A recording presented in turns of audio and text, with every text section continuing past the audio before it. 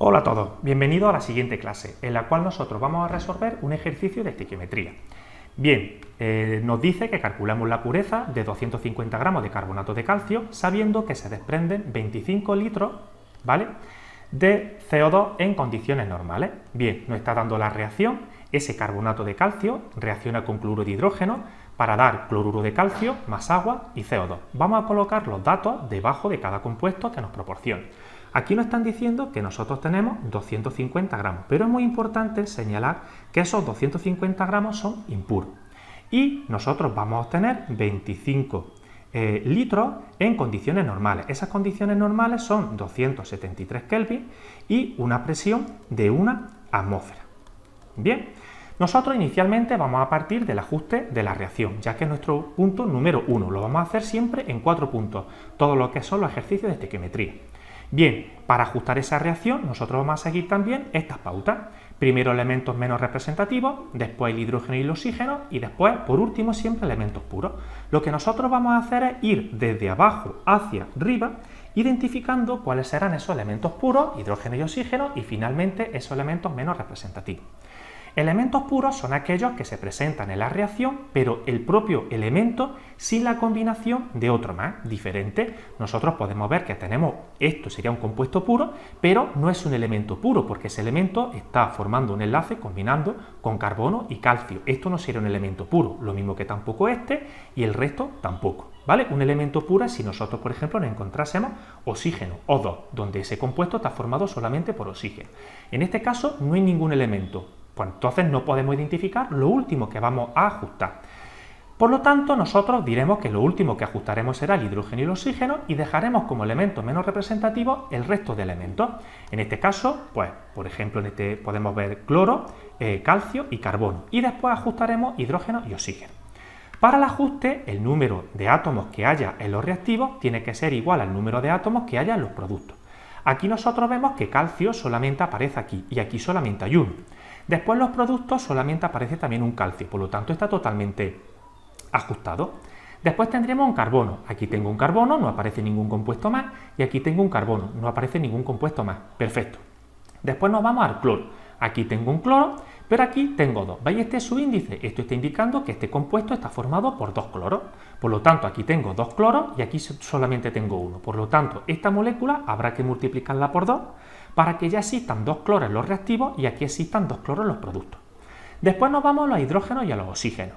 Esos hidrógenos y oxígenos, aquí por ejemplo tengo el cloruro de hidrógeno donde hay dos hidrógenos, veis que cada molécula está constituida por un hidrógeno y hay dos moléculas, por lo tanto habría dos hidrógenos. Y aquí tengo el agua donde solamente aparecen esos hidrógenos, donde ya la propia molécula está constituida por dos hidrógenos debido a este subíndice. Dos hidrógenos en los reactivos, dos hidrógenos en los productos, se quedaría totalmente ajustada. Después pasamos a los oxígenos. Aquí yo veo que hay 3 oxígenos, no aparece ni ningún compuesto más. Y aquí oxígenos tengo tanto en el agua, que aparece un 1, y aquí en el CO2, que aparecen 2. 2 más 1 serían también los 3 en los productos y aquí 3 en los reactivos. Por lo tanto, la reacción quedaría totalmente ajustada. Eso es lo principal que tenemos que hacer al iniciar el ejercicio. Después nos dice calcular el número de moles del compuesto de partida. Vale. ¿Cuál es nuestro compuesto de partida? Nuestro compuesto de partida tenemos tanto CO2, donde aparecen 25 litros a esta temperatura y esta presión, y 250 gramos. Pero nosotros vemos que nos está diciendo que son impuros, que quiere decir que ese carbonato de calcio es una piedra, pero no sabemos si habrá un porcentaje que corresponde a una impureza. Ese porcentaje yo no lo sé cuál es. Puede ser que a lo mejor todo sea carbonato de calcio o haya de carbonato de calcio verdaderamente 100, 150 o 200 y el resto sean esas impurezas que nosotros vamos a identificar su porcentaje. Por lo tanto, este no sería nuestra sustancia de partida, debido a que estos 250 gramos nosotros no podemos utilizarlo porque no es carbonato de calcio puro y a partir de esos 250 gramos yo no puedo sacar los moles de carbonato de calcio porque no sé de esos 250 si hay 1, 2, 50 o 100. Pero sí puedo utilizar los 25 litros en estas condiciones, debido a que no nos proporciona nada de que esa sustancia o ese volumen de CO2 sea impuro. Como nos están dando una presión, una temperatura y un volumen, nosotros podemos utilizar la ecuación de los gases ideales, siempre que nosotros identifiquemos ese gas como ideal. Bien, una presión de una atmósfera, ese volumen son 25 litros, es igual a ese número de moles de CO2 que yo quiero calcular. Aquí pondría la constante de los gases ideales, que será 0,082, en este caso atmósfera, litro, mol por Kelvin, y aquí nosotros meteríamos una temperatura de 273 Kelvin. Hay que tener cuidado con las unidades, debido a que esta constante nos da las unidades del resto de variables. Vemos aquí que hay atmósferas, por lo tanto yo he metido aquí la presión en atmósfera. Aquí tengo litros, el volumen lo he metido en litros. La cantidad de materia, como viene aquí, se establecerá como moles, y la temperatura tiene que medir en Kelvin. Si tuviésemos otra unidad distinta a la que establece esta constante, habría que convertirla a la que nos da ella. Si nosotros calculamos ese número de moles de CO2, nosotros tendríamos que 25 lo dividimos entre ese 0,082 por el 273, mucho cuidado al despejar esa ecuación, 1,12 moles de CO2. Siempre nos acostumbramos a poner el resultado y a darle un nombre y un apellido, moles de CO2. Bien, después nosotros vamos a establecer las relaciones estequiométricas entre lo que quiero y lo que tengo. ¿Vale? Yo tengo una serie de moles que son de hecho puros, que son de CO2. Y yo lo que quiero calcular es el carbonato de calcio del que procede, ¿vale? Para saber qué cantidad concretamente es la pura de ese carbonato de calcio y después establecer lo que es su pureza. Por lo tanto, nosotros vamos a partir de ese 1,12 moles de CO2 y para establecer la relación estequiométrica, arriba pongo lo que yo quiero convertir y abajo lo que quiero quitar. Por lo tanto, este CO2 se irá con este CO2 y me quedará carbonato de calcio.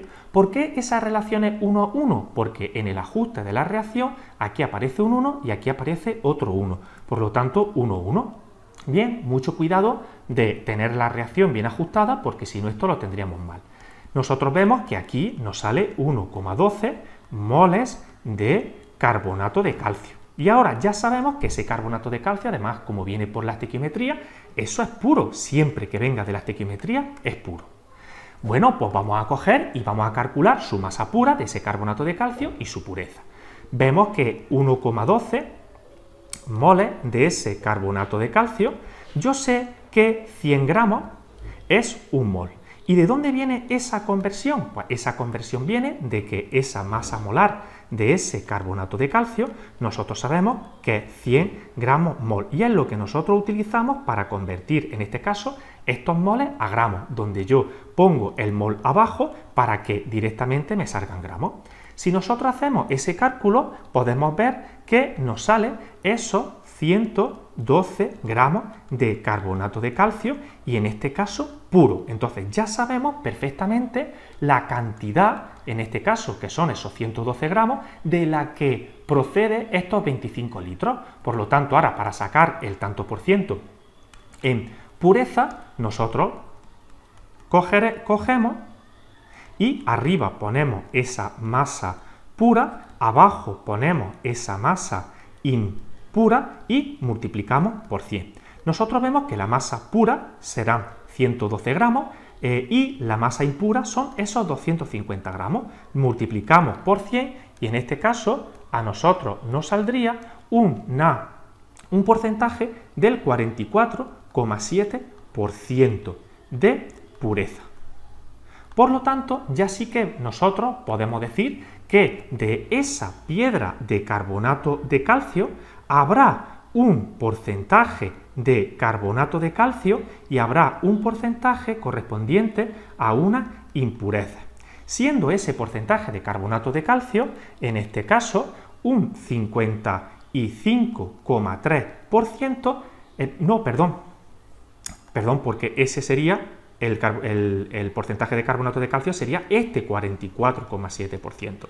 Y el porcentaje de impureza sería el resto, que correspondería a ese 55,3%. Bien, bueno, pues espero que este ejercicio, en el que nosotros vamos a calcular la pureza de este compuesto, en el que no podemos utilizar estos 250 gramos, ya que sabemos que son impuros, debemos utilizar una sustancia de la cual se obtiene de la reacción de ese carbonato de calcio, y espero que os sirva de ayuda. Nos vemos en la siguiente clase.